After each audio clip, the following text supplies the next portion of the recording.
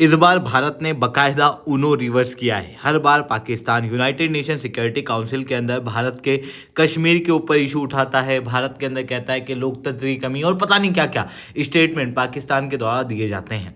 इस बार भारत ने दोनों ही बातों को बहुत ही जम के टारगेट किया है और इवन पाकिस्तान को यहाँ पर पूरी तरीके से एक्सपोज कर दिया है।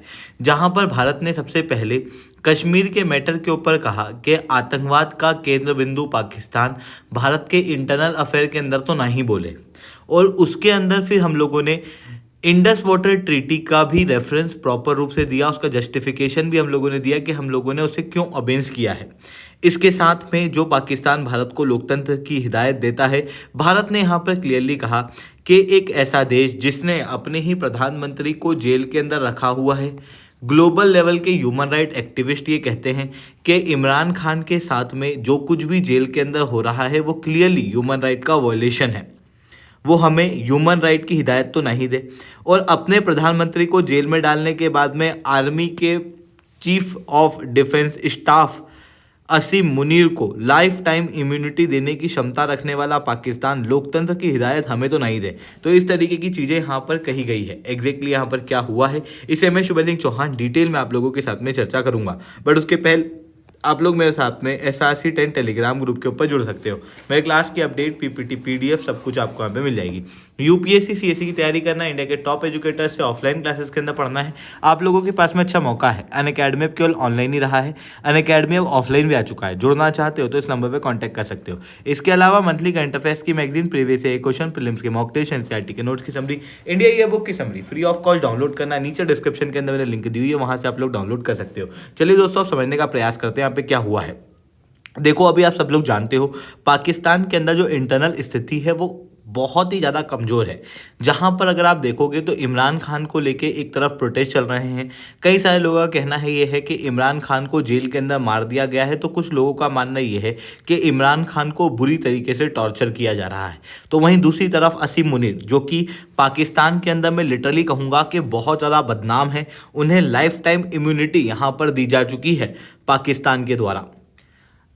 ये दोनों ही बात काफ़ी ज़्यादा फ्रेजाइल है पाकिस्तान के अंदर, और पाकिस्तान के टूटने में ये दोनों ही बात एक बड़ी भूमिका निभाएंगी। और भारत ने यही कमज़ोर कड़ी के ऊपर वार किया है। Basically United Nation Security Council के अंदर अभी आप सब जानते हो पाकिस्तान एक नॉन परमानेंट मेंबर के रूप में इलेक्टेड है। उस समय पे भारत ने पाकिस्तान के स्टेटमेंट का रिस्पॉन्स देते हुए कहा कि आपने इमरान खान को जेल में डाल दिया, आपके कॉन्स्टिट्यूशन के अंदर कंप्लीट मिलिट्री इंटरफेरेंस देखने को मिलती है, और 27 कॉन्स्टिट्यूशन अमेंडमेंट एक्ट के जरिए असीम मुनीर को पूरी तरीके से लाइफ टाइम की इम्यूनिटी दे दी गई। जो भी ये चीज़ है, अगर आप देखोगे तो यहाँ पर क्या हो रहा है, डेमोक्रेसी को हटा के मिलिट्री रूल लेके आया जा रहा है।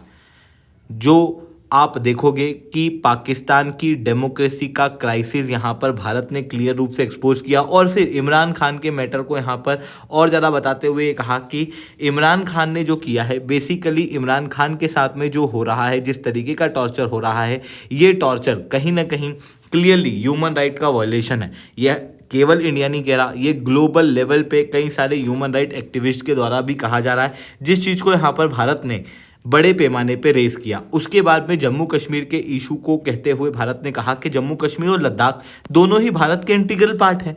ऐसी कंडीशन में भारत के इंटरनल पार्ट के ऊपर कोई भी टिप्पणी करने के लिए भारत की ज़ीरो टॉलरेंस पॉलिसी है। हम इस चीज़ को बिल्कुल भी टॉलरेट नहीं करेंगे। वो पाकिस्तान ने जो पुराने रिमार्क दिए थे वो कंप्लीटली अनवारंटेड है और ऑब्सेसिव हैं, जो कि भारत की इमेज को और भारत के लोगों को हार्म करने के लिए है।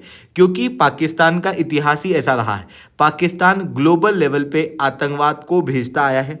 इवन इसने जम्मू कश्मीर के लोगों के खिलाफ भी आतंकवाद को प्रमोट किया है। अप्रैल 2025 के अंदर जो पहलगाम टेरर अटैक हुआ, उसकी NIA ने रिसेंटली चार्जशीट भी पेश की है, और इसके अंदर clearly Pakistan as a epicentre of terror देखा जा रहा है। फिर जो अभी ऑस्ट्रेलिया के अंदर हुआ है वो भी क्लियरली दिखाता है कि Pakistan is a AP centre.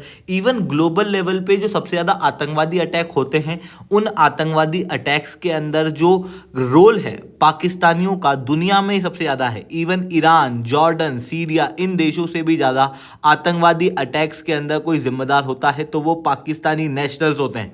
ये क्लियरली इस रिपोर्ट के अंदर आप देख सकते हो जो कि आया था। तो ऐसी कंडीशन के अंदर भारत ने यहाँ पर क्लियरली कहा कि पाकिस्तान जो है वो clearly AP centre of terrorism है और इवन जम्मू कश्मीर के अंदर भी इनस्टेबिलिटी फैलाने का प्रयास करता है। ऐसी कंडीशन में पाकिस्तान जैसा non permanent United Nation Security council का मेंबर जो अपने स्टेटमेंट के अंदर भारत के खिलाफ डिविजिव एजेंडा रखता है उससे अपनी रिस्पॉन्सिबिलिटी और ऑब्लिगेशन फुलफिल करने की उम्मीद या एक्सपेक्टेशन ना ही रखी जाए। और भारत ने ये भी कहा कि पाकिस्तान ने यूनाइटेड नेशन के प्लेटफॉर्म को एंटी इंडिया नैरेटिव को फैलाने के लिए मिसयूज़ किया है। तो ये स्टेटमेंट देते हुए भारत ने फिर ये कहा कि क्योंकि पाकिस्तान की हरकत इस तरीके की है इसी कारण से हम लोगों ने इंडस वाटर ट्रीटी को अबेंस पे रखा है। हालांकि 1960 के अंदर ये जो इंडस वाटर ट्रीटी हुई थी उसका क्लियर रीज़न ये था कि हम चाहते थे दोनों देशों के बीच में गुड फेथ रहे। बट पाकिस्तान ने इस गुड फेथ को ऑलरेडी 3 बार युद्ध करके वॉयलेट किया है। आतंकवादी अटैक भारत के अंदर हज़ारों बार करने की कोशिश के जरिए भी वॉयलेट किया है। ऐसी कंडीशन में पाकिस्तान क्रेडिबल नहीं है, इस वजह से हम लोग को ये ट्रीटी जो है वो सस्पेंड करनी पड़ी है। ऐसी कंडीशन में भारत ने ये कहा कि इंडिया ने ये सिस्टमेटिक इशू यूनाइटेड नेशन के अंदर रेस किए हैं और बहुत ज़्यादा आवश्यक है यूनाइटेड नेशन के अंदर रिफॉर्म करने की, क्योंकि यूनाइटेड नेशन सिक्योरिटी काउंसिल का जो स्ट्रक्चर है वो लगभग 80 साल पुराना है और आज के समय की जो जियो पॉलिटिक्स है उसके लिए फिट नहीं बैठता। इस कारण से इंडिया ने डिमांड की है कि time bound text based negotiation हो और बेटर रिप्रेजेंटेशन यूनाइटेड नेशन के अंदर ग्लोबल साउथ को दिया जाए। तो ये चीज़ें यहाँ पर देखने को मिल रही है। आई होप ये सारी बातें आपको समझ में आई होंगी। लेक्चर अच्छा लगा हो तो लाइक करना, लेक्चर बहुत अच्छा लगा हो नीचे ऐसा रिटर्न कमेंट करना। यूपीएससी सीएससी की तैयारी करना, इंडिया के टॉप एजुकेटर से ऑफलाइन क्लासेस के अंदर पढ़ना है, आप लोगों के पास में अच्छा मौका है। अनअकैडमी केवल ऑनलाइन ही रहा है, अनअकैडमी ऑफलाइन भी आ चुका है। जुड़ना चाहते हो तो इस नंबर पर कॉन्टैक्ट कर सकते हो। इसके अलावा मंथली करंट अफेयर्स की मैगजीन, प्रीवियस ईयर के क्वेश्चन, प्रीलिम्स के मॉक टेस्ट, एनसीईआरटी के नोट्स की समरी, इंडिया ईयर बुक की summary free of cost download करना है। नीचे डिस्क्रिप्शन के अंदर लिंक दी हुई है, वहां से आप लोग डाउनलोड कर सकते हो। ठीक है दोस्तों, आज के लिए इतना ही। That's all from my side. जय हिंद, जय भारत।